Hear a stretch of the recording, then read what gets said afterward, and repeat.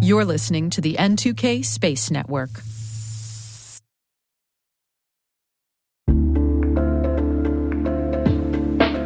And now, a word from our sponsor, SpyCloud, the cybercrime analytics leader. SpyCloud disrupts cybercrime by telling you what criminals know about your business and your customers, so you can take action to prevent ransomware, session hijacking, account takeover, and online fraud. SpyCloud constantly recaptures and analyzes new data from the criminal underground, including credentials, session cookies, and PII siphoned from malware-infected devices. With knowledge of the specific exposed data criminals have in hand from InfoStealer malware on managed and unmanaged devices, security teams can respond with a more efficient and effective process called post-infection remediation that fits seamlessly into existing incident response frameworks. Get SpyCloud's post-infection remediation guide outlining the 7 steps for preventing a malware infection from becoming a full-blown ransomware incident. Visit spycloud.com/cyberwire. That's spycloud.com/cyberwire. And we thank SpyCloud for sponsoring our show.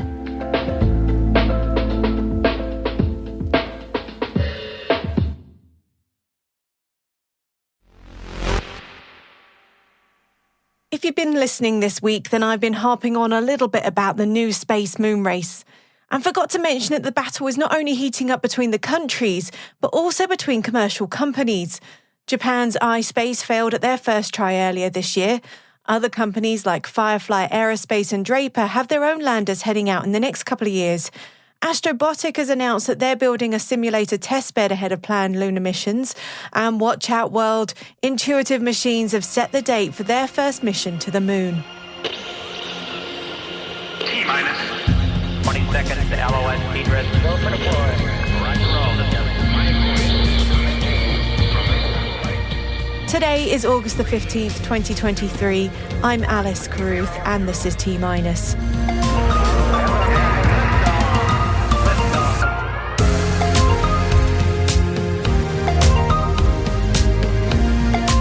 Intuitive Machines, Astra and AST SpaceMobile released second quarter financial reports. Planet closes its acquisition of Synergize. Rocket Lab signs a double launch deal with NASA. And our guest today is Bryce Kennedy, President of the Association of Commercial Space Professionals. You don't want to miss it.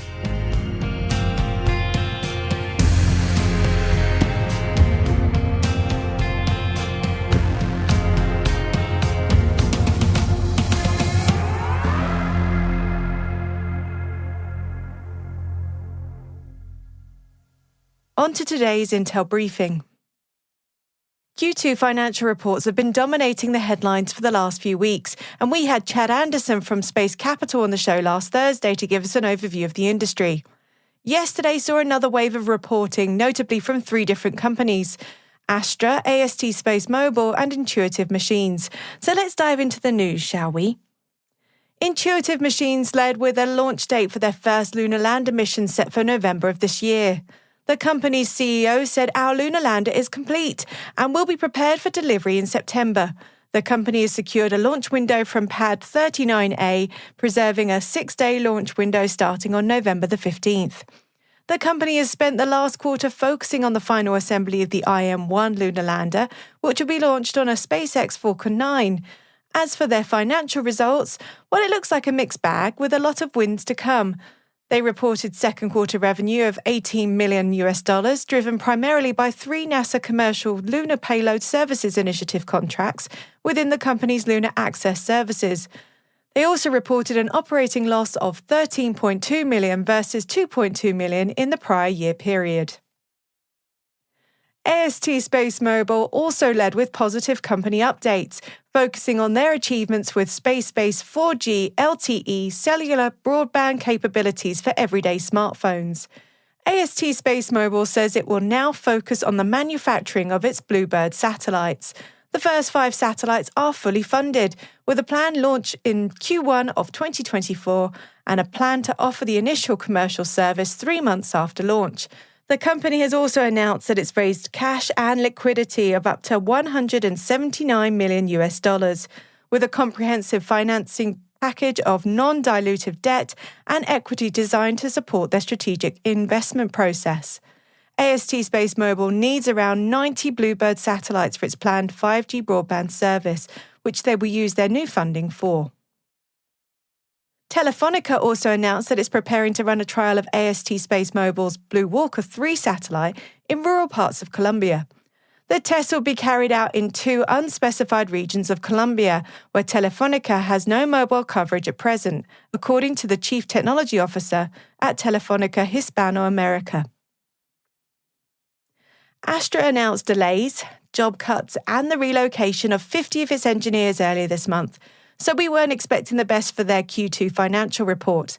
The company's CFO said on the earnings call that they continue to reduce operating expenses, including a 52% decrease in G&A expenses quarter over quarter. Astra expects additional savings of approximately $4 million per quarter starting in Q4, based on the reallocation of resources announced earlier this month. As a result, the company is expecting further reductions in quarterly cash burn throughout the remainder of the year.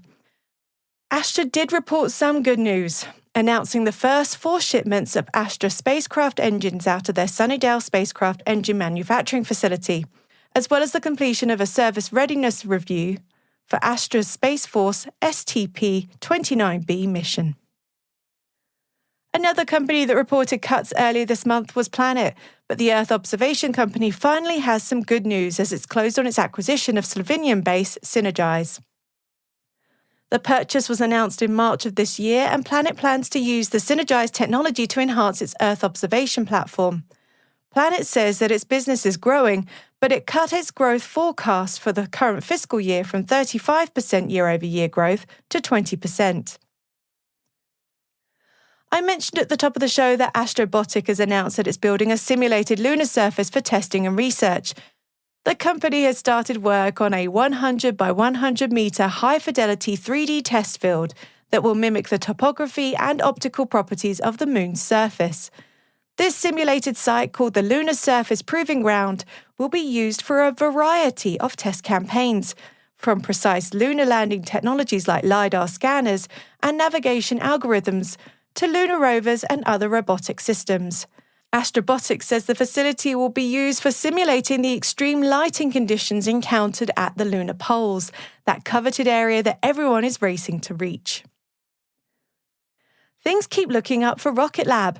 The company has announced a double launch deal with NASA to deliver the agency's climate change research-focused mission, Pre-Fire, to low Earth orbit next year. Both missions will be launched by Rocket Lab's Electron vehicle from the company's launch complex in New Zealand. The Pre-Fire mission, which stands for Polar Radiant Energy in the Far Infrared Experiment, aims to give researchers a more accurate picture of the energy entering and leaving Earth. The mission consists of 2 6U CubeSats with a baseline mission length of 10 months and is jointly developed by NASA and the University of Wisconsin-Madison. Viasat has inaugurated a real-time Earth ground station in Hokkaido, Japan, for K-band payload data downlink services. Collaborating with Infostellar, the Tokyo-based ground station as a service company, this location streamlines mission-critical data delivery across the northwestern Pacific. Viasat's proficiency in K-band, which offers 3 times the download capability compared to the conventional X-band, positions it as a frontrunner for LEO missions globally. Their expanding RTE K-band network, currently in Sweden, Ghana, South Africa, and Australia, is set to branch out to Alaska and Argentina next. After skipping the International Astronautical Congress in 2022 due to visa issues, Roscosmos, Russia's space state corporation, intends to attend the 2023 event, a major annual space gathering. Russia has been a member of the International Astronautical Federation since 1993. In somewhat related news, Roscosmos has received no confirmation from countries to join its Russian orbital station project, their follow-on space station in low Earth orbit, despite offering BRICS nations, African countries, and Belarus opportunities for dedicated research modules. Roscosmos put out the call for participants last month leading up to the BRICS summit in South Africa.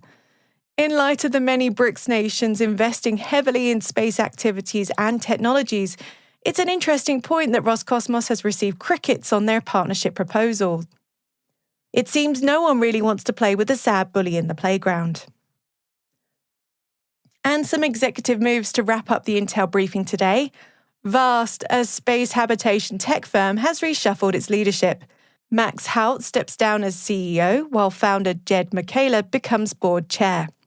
Notably, Alex Hudson, an ex-SpaceX executive known for the Crew Dragon spaceship, joins as Vast's inaugural CTO, amplifying their crewed spaceflight expertise. UK-based Orbex has enlisted aerospace veteran Leslie Steele as their Chief of Spaceport Operations. As Orbex nears the UK's first mainland vertical rocket launch, Steele will direct operations at Sutherland Spaceport, leveraging her 4 decades in aerospace. Her immediate focus, securing the spaceport license and ensuring seamless collaboration with local stakeholders. With Orbex Prime's inaugural launch on the horizon, this appointment emphasises the company's commitment to community engagement, a major risk for the spaceport operations at Sutherland.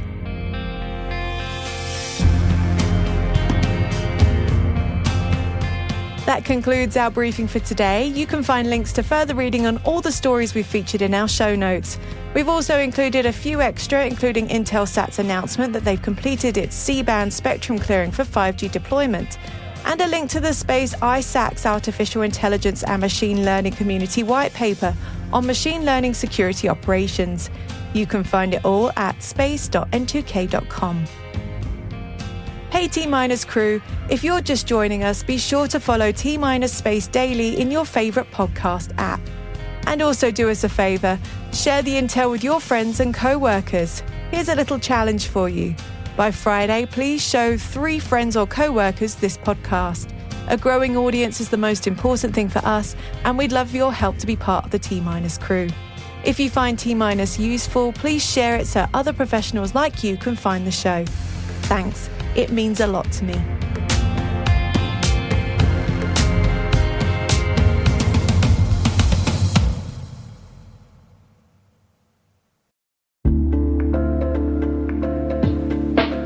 And now a word from our sponsor, 6 Sense.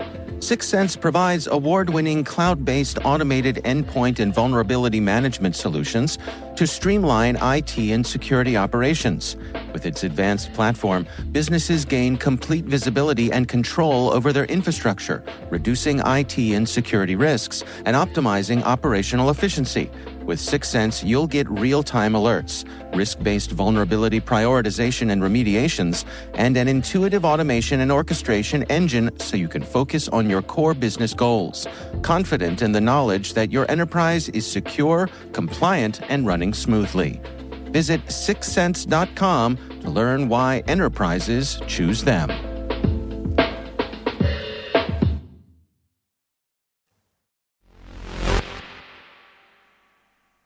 Our guest today is Bryce Kennedy, President of the Association of Commercial Space Professionals known as ACSP. Bryce has been on T-Minus before and wanted to bring us some updates on ACSP, including details from their last boot camp. Our host, Maria Valmazes, started off by asking Bryce to talk a little about what happened at the event and what was learnt from it. And if you're curious about ACSP and their upcoming boot camp, head over to space.n2k.com/ACSP to learn more.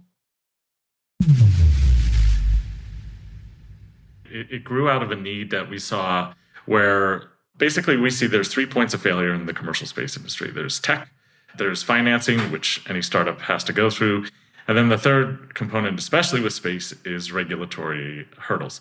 And so we chose to focus on the regulations and training people to multiple level degrees that they can then bypass the traditional gatekeeper of regs, which are attorneys, the agencies themselves. They're nebulous, they're archaic, people don't know how to navigate them, and it's really become a burden on our innovation in the industry. So we decided to put on a boot camp back in March in New Mexico. But what was really interesting is we had two really distinct groups of people. We had the old guard that had been in the industry for years that are now in business development roles. So they moved away from their old jobs, whether it was as an attorney or whether it was engineers or what it was, And now we're seeing them move into these biz dev roles, which are helping startups. So they now need to know this grand scope of the regulatory framework for space. And then on the opposite end, we saw new space actors, startups, yes, but really it was this group that I'm really excited about as I see them enter the industry. They're young, they're ambitious. I'd say they probably range between 25 and 35. They have an incredible amount of responsibility in these new organizations. They're being thrown into the fire immediately. And with our boot camp, they were able to kind of have this leg up where they normally wouldn't. So from that, we developed ACSP and really kind of pivoted the mission to focus on those two groups. That's an interesting pivot. So I'd love to hear about any maybe case studies that came out of the boot camp. I'm sure there are great stories like that, if you could share some. The two biggest, and the attorneys might come back at me for this, but the two biggest hurdles we'll just say that I see are export controls and FCC licensing. And it's one of those things that you pretty much need to know for every space startup. And like I said, to me, it's such a shame because people in the industry have so much to do and so much to focus on this incredible journey that is already just a Herculean effort. To waste time to understand the regs or to navigate them is one thing. So we had a lot of the people just at a surface level, they didn't even know which agencies to speak to. They didn't know the timelines that it would take for, say, an FCC Part 25 license would be 2 years. They didn't know that it potentially cost $200,000. They didn't know these basics because it's not their fault. It's just the information is so difficult to find and understand. Yeah, like where would you find that? Yeah. So those were some of the big takeaways that we saw. A lot of people coming where just starting from the beginning was really incredibly helpful for that group, and then kind of building on that. That's awesome. And you mentioned also that after the boot camp that ACSP sort of pivoted its mission. Can you talk a little bit about that? That's interesting to me. We were really focused on startups, and we thought that we would have a lot of CEOs come, a lot of, C-suite level people. And we did. We had about a third. But I'm noticing more, especially, I guess, the way that the industry is for jobs. I don't want to say it's more siloed, but people are engaging not under the corporate umbrella or the company umbrella that I thought they would. They're doing it for themselves. They're bringing it to their work, but they're really focused on the success of themselves and the mission that they are engaged with. So I was kind of in the old mindset of, they want to do this for the company, but I find that they're, in space, there's not a corporate ladder. Maybe there is in some industry in the primes, but there's not a corporate ladder. And so you really have to be bought into space if you're going to do it, because it's a ridiculous proposition. It's silly. It's just so silly to be able to jump into that. And so what I noticed is people who came to the boot camp are really, really driven. They're really, really passionate. And so now that's why we opened up our membership. We focused on the individuals as opposed to the company as we originally thought, which to me is so much more rewarding. That makes a lot of sense given how people have to move around. Like one company might fail and then you go to another one to try to iterate on that. That makes a lot of sense. There's going to be another boot camp coming up. So are sort of those changes going to be reflected in the structure of the new boot camp? Or I'm curious how that will go from there. We decided to do a September 6th boot camp in Washington, D.C. A, because we have a lot of our constituents are in D.C. And B, because kind of what I said before, we have this broad idea of democratizing access to space. We want everyone to be able to get there. We're focusing on the regulatory aspect. We're broadening that out slowly but surely. But regulatory is our niche right now. And from the first boot camp, we realized, oh, wow, we thought on a pretty niche subject of the regulatory aspect in trainings, but we realized we were missing one step. And the first step is the breaking down which agencies to speak to, having industry insiders navigate the pitfalls, the blind spots, how you speak to, agencies. And so we kind of assumed that was already baked into industry knowledge, and it's not. And so this one is addressing that issue. And so we have some really cool people that have signed on for this one-day event. We have Karen Shenneberg, formerly of SpaceX, FAA. She is just an industry beast and knows, what we try to focus on with our instructors is that they're in the trenches. They've been in the trenches, they're still in the trenches, and that they can bring the most insight to our community as possible. We have Deputy CFO of NASA talking about the navigation of that behemoth of an organization. We have Laura Cummings of Astroscale, and she's going to talk about FCC ITU. And then we have Mike Monero of Aiken Gump law firm, and he is just a policy wonk. He helped write Space Policy Directive 2. So the whole boot camp is based on navigating space law and policy from a DC perspective, which, again, everyone kind of needs to know, unfortunately, or fortunately. There's an event coming up about government contracting. So again, this is the nuts and bolts of how it all gets done. And maybe it's not like the sexiest headline in the world, but it's how things happen. I know. Can you tell me a bit about that? Sure. You're so right.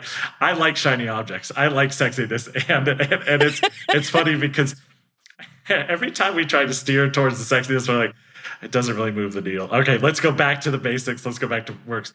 And government contracting is it. I think government still is 70% of the industry backing. So you got to know it. It's one of those things.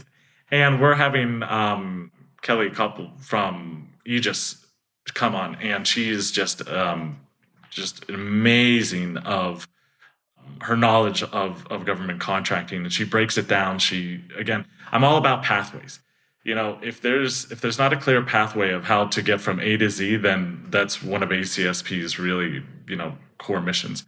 And so that's what that webinar is going to be. And the other thing that we really try to open up is ask me anythings or questions, because some people just need one or two questions answered to help move things forward. They don't have the money necessarily to pay an attorney $500 to $1,500 an hour. They don't have 20 hours to spend looking for the answers. So that's why we do these. So people can come on and just ask direct questions that are relevant to their business.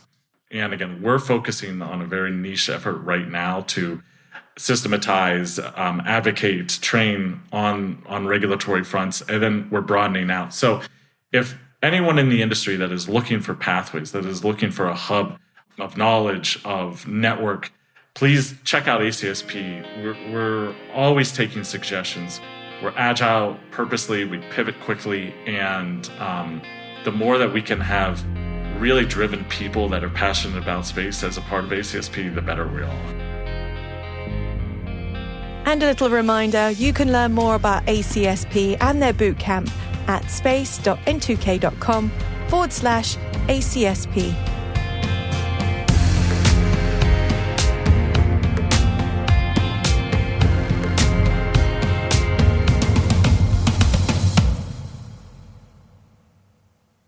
And we'll be right back.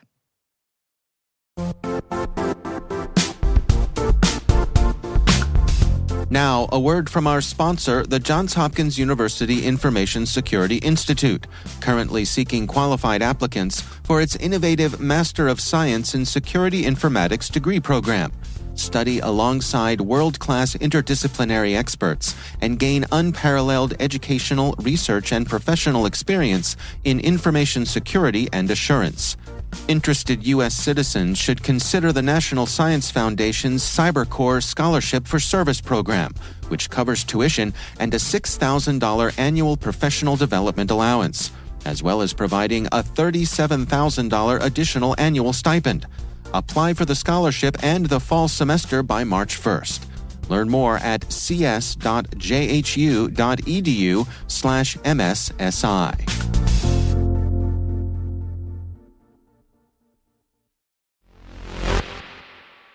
Welcome back. We all have different definitions of what is cool.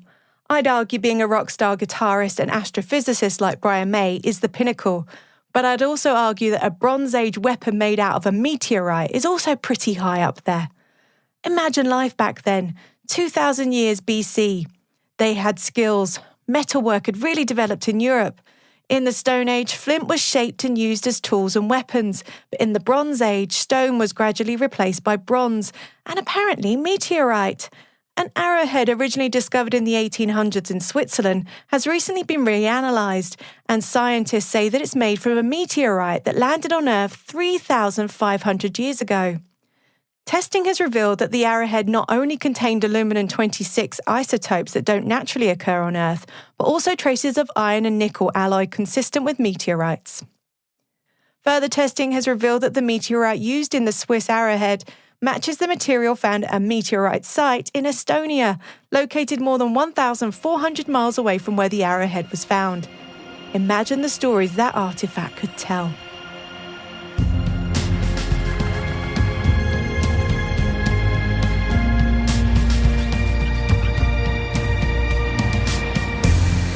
That's it for T-Minus for August the 15th, 2023.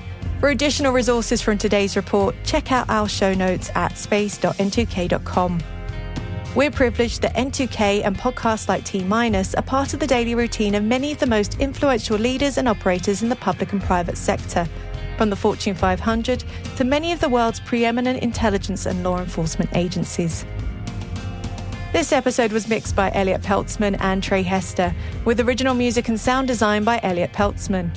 Our executive producer is Brandon Karff, our chief intelligence officer is Eric Tillman, and I'm Alice Carruth. Thanks for listening.